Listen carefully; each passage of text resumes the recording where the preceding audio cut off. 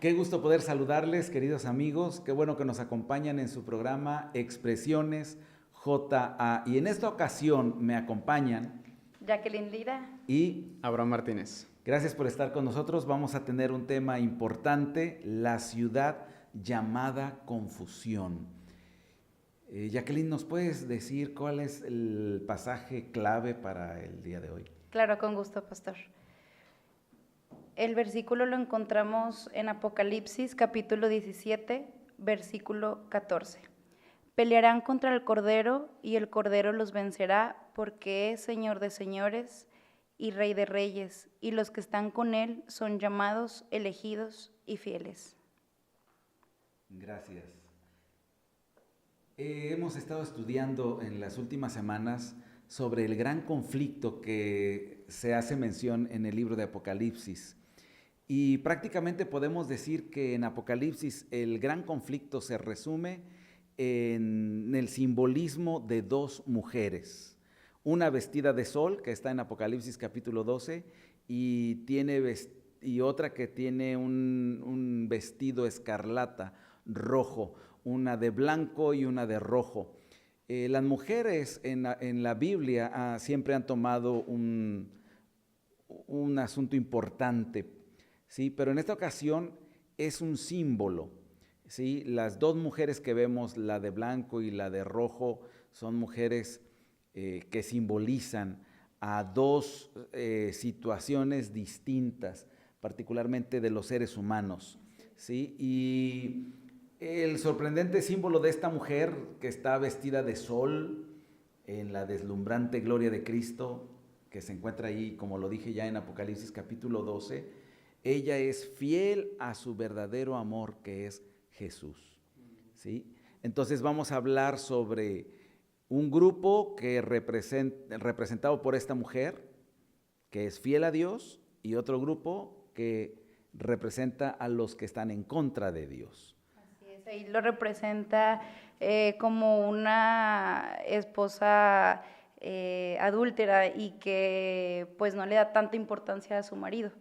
Que aquí lo importante es de que nos enfoquemos y trabajemos en ser como la novia de Dios, o sea, la que es fiel a Jesús.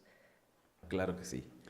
Yo creo que es bien importante cuando estudiamos el tema de Apocalipsis que tengamos al menos gráficamente en nuestra mente. Eso es algo que nos ayuda mucho para poder organizar, porque Apocalipsis es un libro que si uno le pierde tantito la atención, uno se pierde, y más porque hay conceptos, hay muchos símbolos, etcétera, etcétera.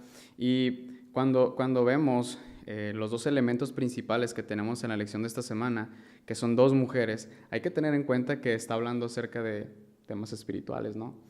Ahora, cuando habla acerca de estas mujeres y habla de temas espirituales, y yo creo que es bien importante que prestemos mucha atención a cuáles son las características que tienen estas dos mujeres, ya que estas características, conociéndolas, nos va a permitir a nosotros, ok, veo que esta dice que es más o menos así, esta tiene como que estas cosas, habla de temas espirituales, yo tengo una vida espiritual.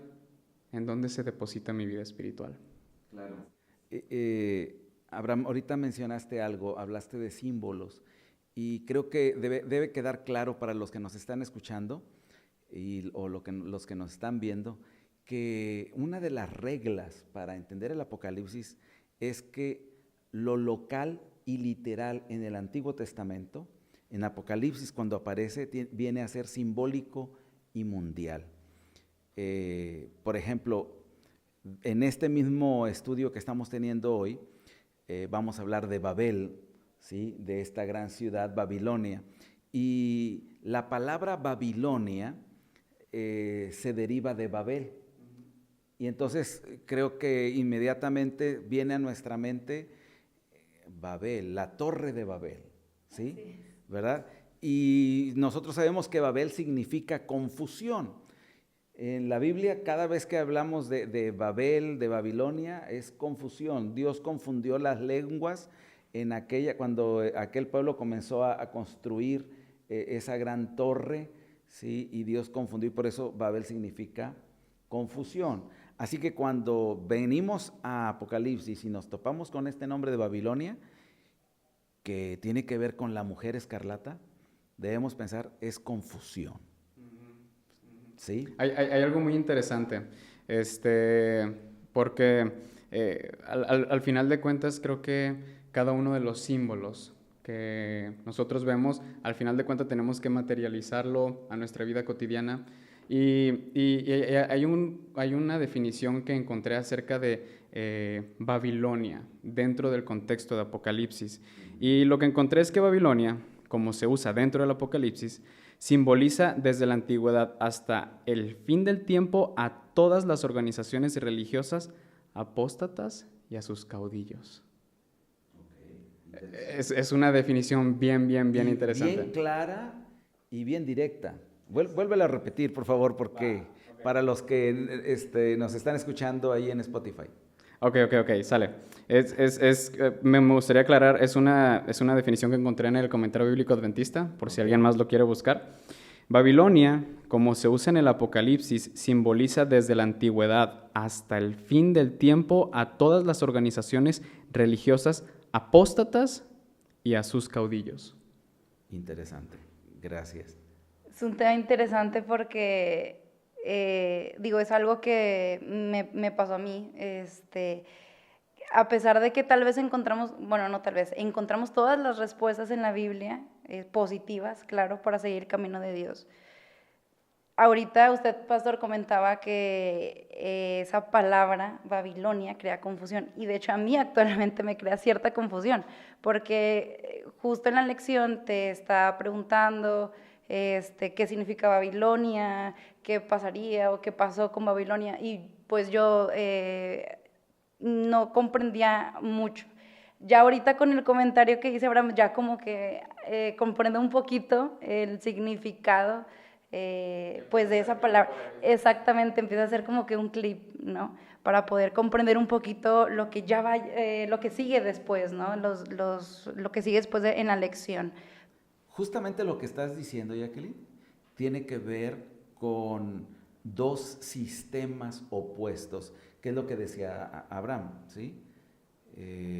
Por un lado, los que están siguiendo lo que Dios quiere, y por otro lado, los que están en contra de lo que Dios pide, lo que Dios quiere, ¿sí?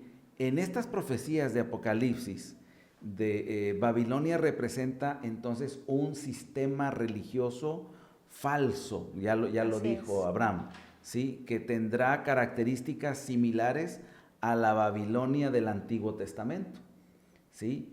¿Qué características podríamos mencionar, Abraham?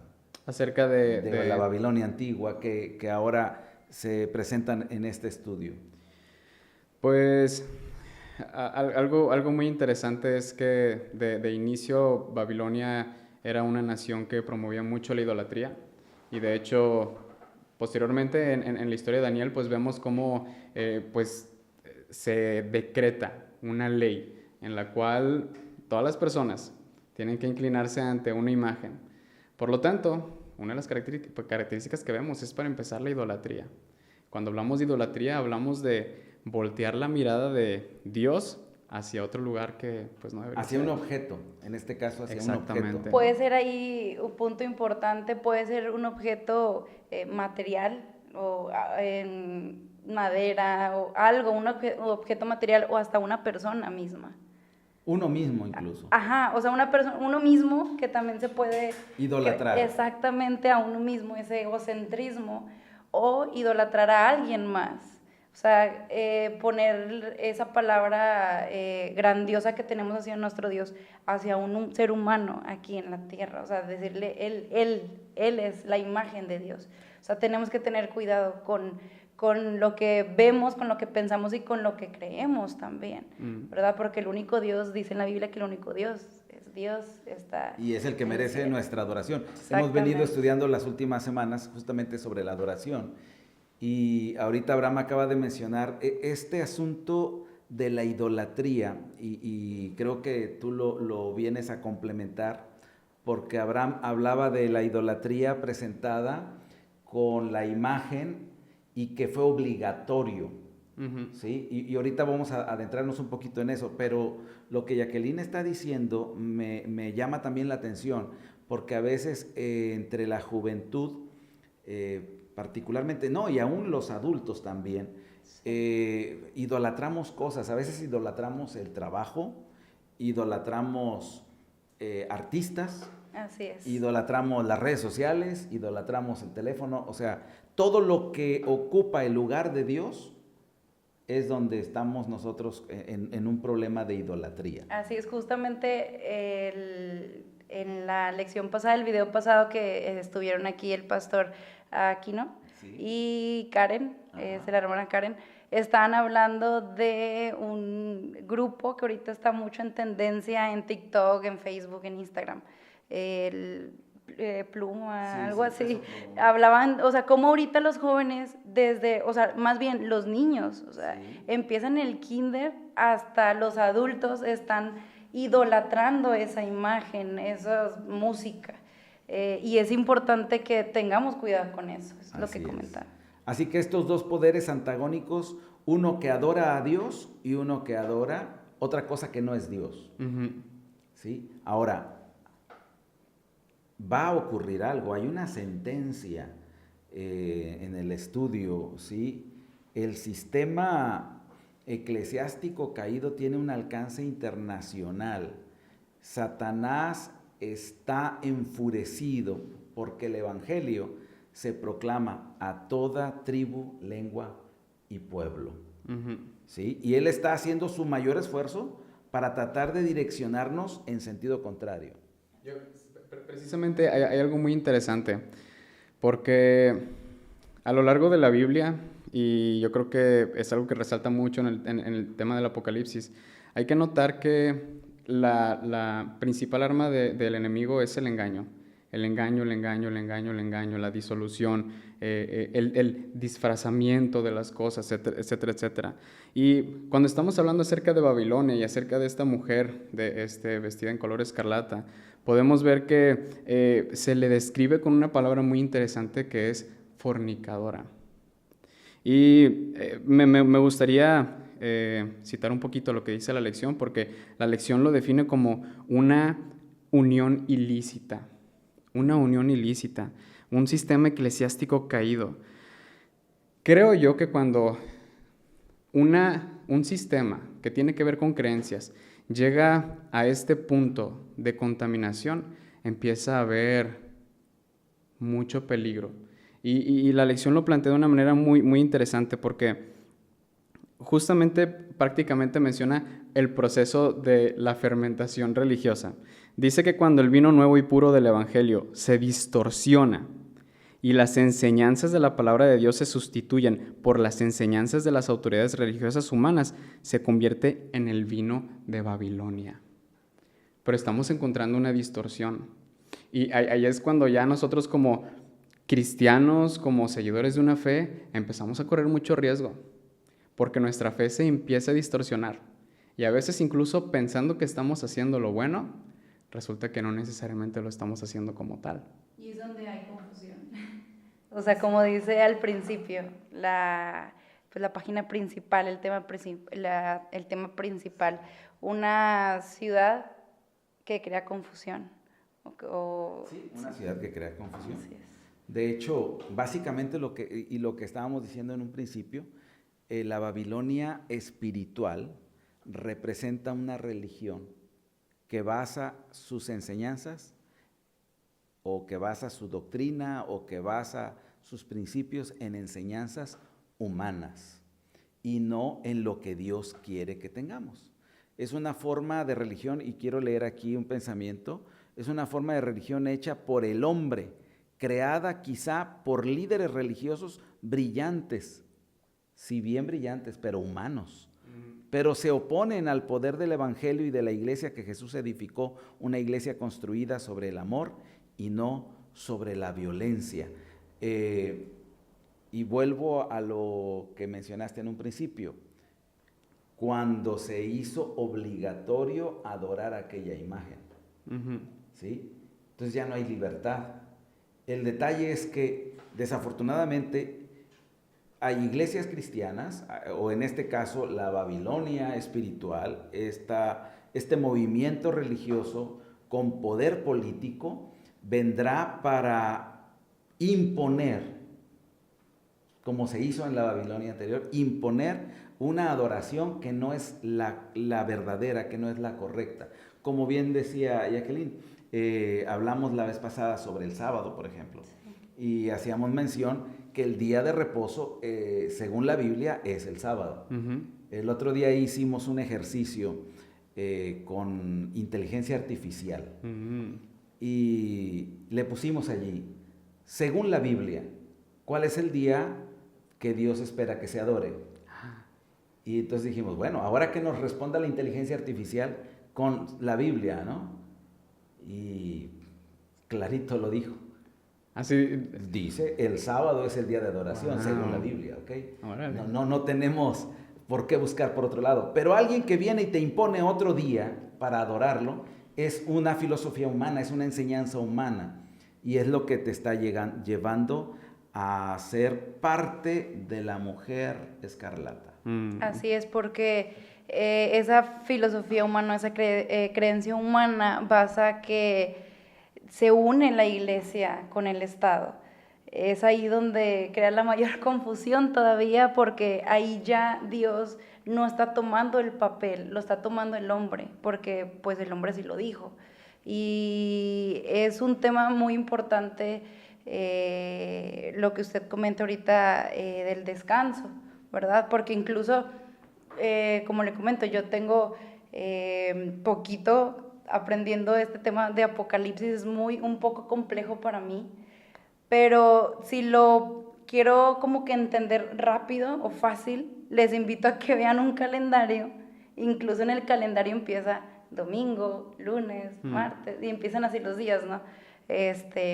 Ya, bueno, ya ese es otro tema que veremos quién fue el que creó el domingo como día de adoración. Exactamente, sí, en el propio calendario empieza como primer día el domingo y termina con el día de descanso, que es el sábado, que es el séptimo día. Yo creo que eso que menciona Jacqueline es bien importante y me gustaría, dentro de este diálogo, dirigirme a las personas que nos están escuchando, a los jóvenes muchachos, a quien sea que nos esté escuchando.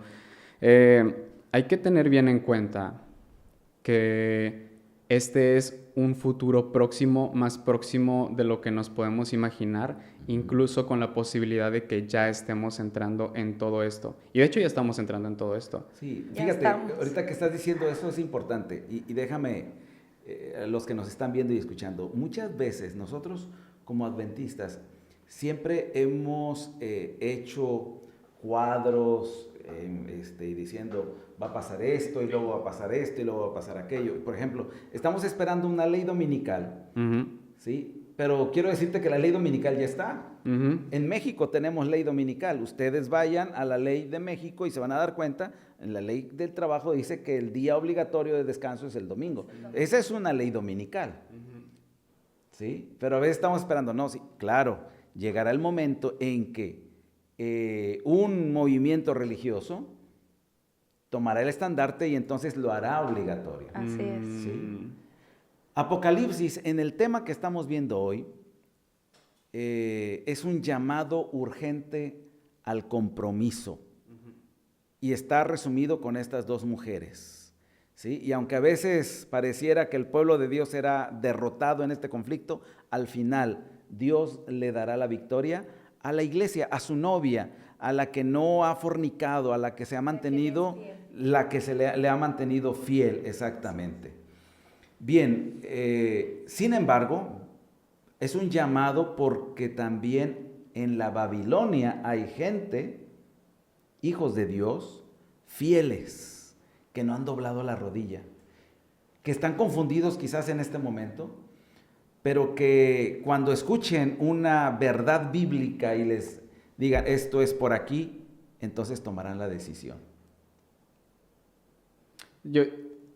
Fíjese que yo creo que es muy importante que empecemos a enfatizar desde este momento el llamado que nos está haciendo la Biblia constantemente. Este es un mensaje, la salvación, la Biblia dice que Dios no retarda su promesa, sino que está esperando a que todo el mundo proceda al arrepentimiento, ¿no? Para que seamos salvos. Entonces, tomando en cuenta esta premisa de que la salvación es universal, entonces este llamado a salir de Babilonia, a dejar de contaminarse, es absolutamente para todos. Es para adventistas del séptimo día, es para cualquier protestante, para cualquier bautista, para cualquier metodista, para cualquier católico, para cualquier ateo, para quien sea. Y la urgencia que tiene este mensaje, porque a veces nosotros le quitamos ese sentido de urgencia porque decimos, a lo mejor ni siquiera me toca vivirlo. No lo sabemos en realidad. Pero, ¿qué pasa si llega ese día y no estoy preparado? ¿Qué pasa si llega ese día y yo todavía estoy contaminado por un sistema de creencias que no me permite estar firme en lo que dice la Biblia y en la fe basada en el poder que tiene Cristo en mi vida? Pues realmente no voy a poder salir. Por eso me gusta mucho cómo el repaso de esta semana nos hace ese énfasis que Dios nos hace un llamado urgente. Uh-huh. Tiene ese calificativo de urgencia. Y si es urgente, pues no lo podemos estar dejando pasar por alto. Es posible, ahorita que mencionaste que es un llamado para todos, es posible que alguien diga, sí, pero es que yo creo en la verdad bíblica, yo he aceptado incluso el sábado, yo he aceptado, no adoro ídolos, etcétera. Pero realmente Dios está haciendo aquí un llamado porque Él quiere rescatar a su pueblo de la idolatría, de cualquier clase de idolatría, como ya lo mencionamos aquí. Uh-huh. ¿Sí? Así que dejemos que la Biblia nos guíe, nos dirige bajo la influencia del Espíritu Santo. Amén. El tiempo se ha terminado. ¿Con qué se quedan o qué se llevan de esta conversación? ¿Quién quiere decir en una frase? Bueno, yo me llevo la tarea de comprometerme a ser como la novia de Dios, de esa mujer que lo dice aquí en la lección como una imagen del sol, ¿no? Que es fiel a Dios, a Jesús, porque creo que ahí empieza todo, que uno se comprometa a seguir a Cristo y sobre todo que sigamos leyendo y estudiando para poder comprender más el amor que Dios nos tiene. Fíjate, Jacqueline, ahorita que dijiste una mujer vestida de sol, es el sol de justicia, ¿sí? La justicia de Cristo viste a la iglesia. No es que seamos perfectos, ¿sí? Sino que Él nos da la perfección, pero hay que tomar la decisión. Así ¿verdad? Es importante. Abraham, ¿qué te llevas? Yo creo que cuando hablamos de temas apocalípticos, de temas proféticos, a veces nos da un poquito de miedo, porque el simbolismo puede llegar a ser algo pesado, pero me gustaría irme y dejar a quien esté escuchando esto, exhortándolos basándonos en el versículo de memoria de esta semana, en el versículo principal de esta semana, porque para lo que venga, para lo que nos toque vivir o para lo que no nos toque vivir, es bueno que tengamos presente, pelearán contra el Cordero y el Cordero los vencerá, porque es Señor de señores y Rey de reyes, y los que están con Él son llamados, elegidos, fieles y llamados fieles. Entonces, teniendo esa promesa en nuestras vidas, pues... ¿Qué más? ¿Qué más? Exactamente. Así es. Quiero compartir con ustedes un pensamiento.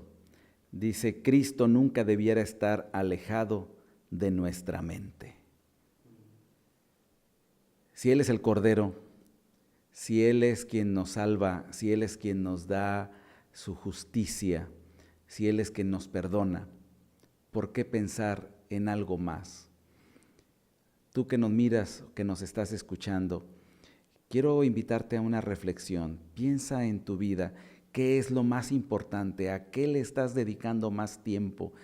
¿Hacia dónde está yendo tu vida? Es momento de tomar la decisión de ir por Cristo. ¿Por qué? Porque Él dijo, el que no es conmigo, contra mí es. El que no recoge, desparrama.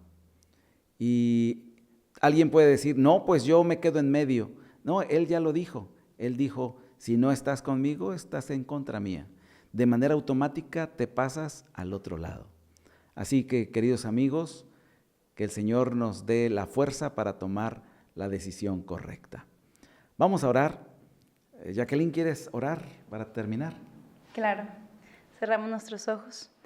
Padre nuestro que estás en el cielo, santificado sea tu nombre. Señor, te damos gracias por este día de descanso que nos permites glorificarte, Señor, que nos permitiste estudiar un poco de tu palabra y poder comprender aún más sobre el bien y el mal.